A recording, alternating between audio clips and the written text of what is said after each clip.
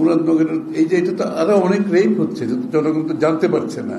এবং এইখানে এটাকে সমাধান না করে রেপের এটাকে যদি রাজনীতিকরণ করা হয়, সেটা হচ্ছে সবচেয়ে বেশি দুর্ভাগ্য।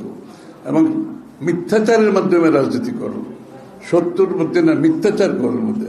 এবং আগামী দিনে নির্বাচনের সুবিধা নেওয়ার জন্য, নিজেদের নির্বাচনী বৈতরণী পার হওয়ার জন্য এই ধরনের কর্মকাণ্ডকে সমাধান না করে এটাকে রাজনীতিকরণের যে কথাবার্তা চলছে, এটা দুঃখজনক। এটা থেকে বেরিয়ে আসতে হবে। এবং এইখানে না, আরো সারা দেশে অনেক রেপ হচ্ছে, এটার বিরুদ্ধে আরো সরকারকে আরো সক্ষম হতে হবে, আরো তাদের ভিজিবিলিটি বাড়াতে হবে। এবং এটা আরো অনেক জায়গায় হচ্ছে, বিভিন্ন জায়গা থেকে হয়তো সবকিছু রিপোর্ট হচ্ছে না। সমস্যা হচ্ছে সমস্যার সমাধান না করে রাজনীতিকরণ, তাইলে এই সমস্যা কিন্তু বাড়তে থাকবে। সমস্যার সমাধান না গিয়ে রাজনীতিকরণের পথটা বেছে নিলে এটা বাড়তে থাকবে এবং সারা দেশে অনেকগুলো ইনসিডেন্ট ঘটছে।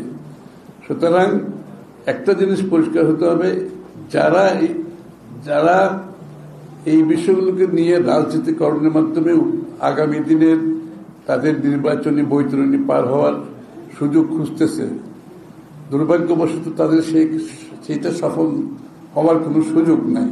কারণ এইসবের মাধ্যমে, এই ধরনের মিথ্যাচারের মাধ্যমে, এটাকে রাজনীতিকরণের মাধ্যমে মানুষের চোখ অন্যদিকে নিয়ে যাওয়ার কোনো সুযোগ নাই।